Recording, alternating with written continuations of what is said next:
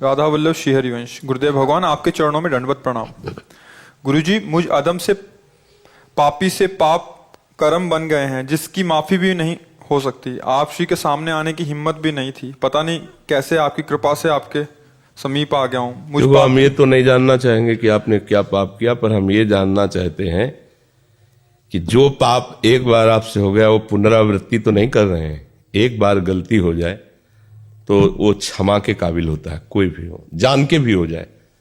तो वो कह रहा है जरूर जान के हो गई, पर वो अज्ञानी है, वो नहीं वास्तविक जानता। अब अगर वो गलती पुनरावृत्ति हो रही है, अब वो अक्षम्य हो जाती है।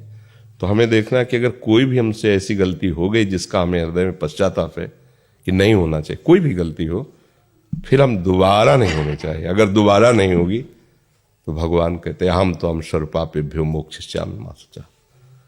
अगर आप जान गए हो कि हमसे पाप हो गया है तो अब दोबारा ना हो।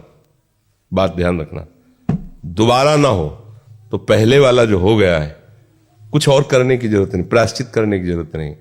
प्रभु का नाम जप करो, उनके आश्रित रहो, वो सब क्षमा कर देंगे, बड़े कृपालु हैं वो। पर अगर बार बार वही करते रहो, कहते रहो क्षमा करो क्षमा करो, तो फिर दंड से नहीं बच सकते। ये पक्की बात समझ लो। आज सत्संग में सुना कि ये सब बुरा जो मैं अभी तक कर रहा था गलत है, और आज निश्चय किया कि अब लो नशानी अब ना नसीहो, और भगवान का भजन करने लगे तो भगवान कृपा करके सब वो नष्ट कर देंगे, सब माफ कर देंगे। लेकिन आज कहने के बाद फिर आप वही बार बार करेंगे तो प्लस हो जाएगा, फिर झेलना मुश्किल हो जाएगा। ये जो भगवत शरणागति से बचाव पक्ष है वो ये कि अवलव नशानी आज तक होता रहा। हे नाथ, आप ऐसा बल दीजिए कि दोबारा हमसे गलती ना हो। कोई भी गलती, खान पान व्यवहार, कुछ भी गलतियां किसी से भी हो सकती हैं, तो आगे से गलती ना करो। प्रायश्चित अंदर यही जो जलन हो रही है, आपको पछतावा हो रहा है, यही प्रायश्चित हो। नाम जप करो, प्रभु के आश्रित रहो, नाम जप नहीं हो रहा, नाम कीर्तन करो, कीर्तन राधा राधा राधा राधा राधा। इसके लिए थोड़ी हमें मन की जरूरत है। होता नहीं कि हमारा मन प्रभु में नहीं लग रहा, वो तो बहुत अच्छे साधक हैं जो मन को लगाना चाहते, मन नहीं लगा पर जबान राधा राधा राधा राधा राधा राधा। अहो वत्सो पचतो गरियान यज्ञाग्य व्रतते नाम तुभ्यम। अहो माने आश्चर्य की बात है कि वो चांडाल भी परम पूजनीय हो जाता है जिसकी जिह्वा पे हरि नाम हो। तो आपको तो राधा नाम मिला जो स्वयं हरि जपते हैं, तो राधा राधा जबान से बोलो। हमारा भजन नहीं होता, वो सिद्धों का भजन होता है। भजन के लिए प्रयत्न करना होता है। हम प्रयत्न करते करते, अभ्यास करते करते जब ऐसी स्थिति को होते तब भजन होने लगता है। जब होने लगता है तो फिर रुकता नहीं। जैसे दिल की धड़कन नहीं रुकती, ऐसे भजन नहीं रुकता।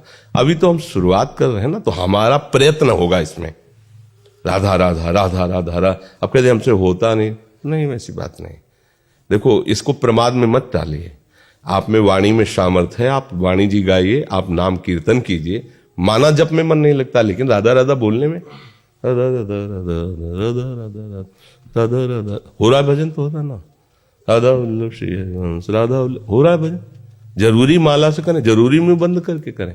भाई मंत्र का कीर्तन नहीं कर सकते, नाम का तो करें, और इसको बहुत धीरे से भी गुनगुना सकते हो। कोई सी भी ध्वनि में फंसा लो, हमको भजन करना है, किसी भी ध्वनि में फंसा ले और अंदर ही अंदर गुनगुना रहे, अंदर अभी आनंद आए। पर हम लोग क्या प्रमादी हैं। कुछ लोगों को भ्रम रहता है कि साधु महात्माओं को भेंट दे देंगे, फल दे देंगे, वो आशीर्वाद दे देंगे। कुछ नहीं, सब नाटक है। बिना भजन के भव से तरना असंभव। बिल्कुल प्योर बात समझ लो। विनिश्चितम बदामिते नान्यथा वचांस में बारी मथे गत होए बर सिकता ते बर तेल बिनु हरि भजन। संतों की यही कृपा होती है कि हम उनके सामने बैठकर अपने मन के संशयों की निवृत्ति करें और उनकी आज्ञा का पालन करें। बकाया सब नाटक, बात समझ लेना। फल फूल और ये वो सब, ये तो एक व्यवहार है, इसमें कुछ नहीं है। पक्की बात समझ लेना। हाथ धरवाना, पैर छूना, ये सब एक व्यवहार है, कुछ नहीं है। आज्ञा का पालन न करो, कुछ नहीं होने वाला। आज्ञा का पालन करो तो सामने जाते ही उनकी दृष्टि पड़ेगी और आपको देखेंगे, और अंदर से जो उनका प्यार आपके प्रति उदय होगा वो आशीर्वाद होता है। वो जबान से नहीं कहा जाता, वो तुम्हारी आई हुई बाधाओं को ऐसे मिस के रख देगा, नष्ट करके रख देगा। आशीर्वाद मांगने की थोड़ी जरूरत है। आप चलो, जैसे बेटा है ना, तो माँ उसको कहती है कि भोजन पाले, देख ये हलवा ये पाल, और जब पा लेती है तो माँ का हृदय शीतल होता है, क्योंकि वो माँ है।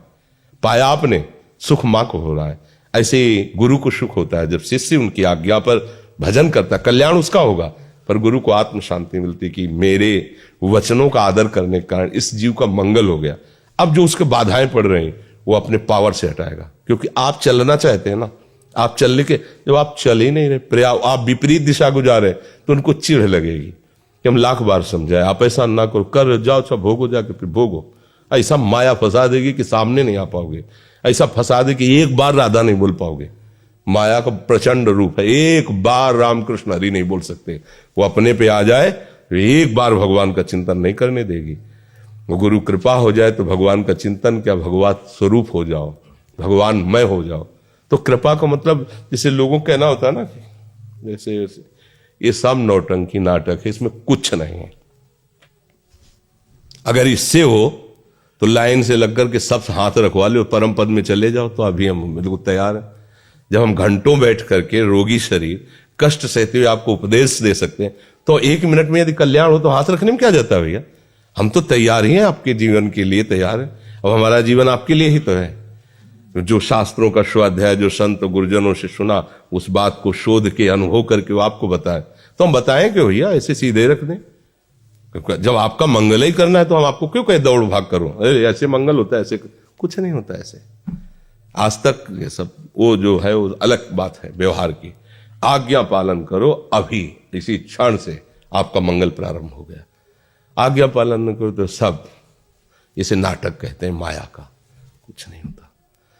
एक बार संत कॉलोनी में थे तो एक हमारा नियम था, हमारे पैर नहीं, मतलब गुरुजनों के कुछ आदेश होते हैं जिनमें क्यों में नहीं किया है तब माना जाता है। तो गुरुजनों ने कहा कभी पैर मत छुआना, ये सब, कभी पंगत में बैठ के भोजन मत कर, कुछ ऐसे नियम दिए थे। तो आके एकदम पैर में लिपट गए। कहा भाई हमारी ऐसी नियमावली आपने क्यों तोड़ा? तो जानते थे वो ऐसा। अरे बोले फिर हम गृहस्थों कल्याण कैसे होगा?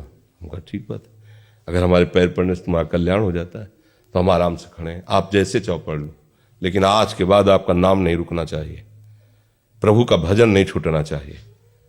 अगर ऐसा नहीं तो फिर हम अगर प्रतिकूलता का संकल्प करेंगे तो तुम मतलब समझ लो तुम्हारे कर्म तुम्हें कहां पहुंचा रहे हो। अगर हम प्रतिकूलता का संकल्प कर लेंगे तो तुम्हारी हालत क्या होगी?